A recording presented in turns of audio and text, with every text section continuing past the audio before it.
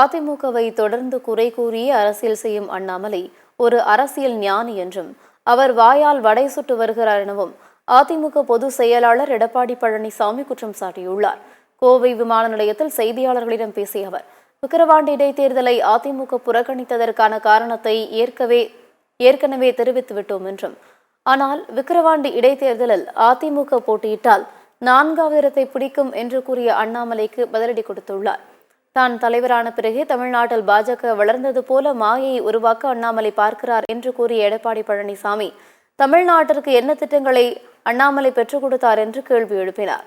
அண்ணாமலை மெத்தப்படைத்தவர், ஒரு மிகப்பெரிய அரசியல் ஞானி என்று எடப்பாடி பழனிசாமி பதிலடி கொடுத்தார். அவர் பாரதிய ஜனதா கட்சியினுடைய மாநில தலைவராக வந்த பொழுது என்ன புதிய திட்டத்தை மத்திய அரசின் மூலமாக தமிழ்நாட்டு மக்களுக்கு பெற்று தந்திருக்கின்றார்? எதுவுமே கிடையாது. வாயிலே வடை சுட்டுக்கிட்டு இருக்கார். இப்பொழுது 2024 நாடாளுமன்ற தேர்தலிலே, கோவை நாடாளுமன்ற தேர்தலிலே பாரதிய ஜனதா கட்சியின் சார்பாக திரு அண்ணாமலை போட்டியிட்டார். அவர் திராவிட முன்னேற்ற கழக வேட்பாளரை விட 1,18,000 குறைவாக பெற்றிருக்கின்றார்.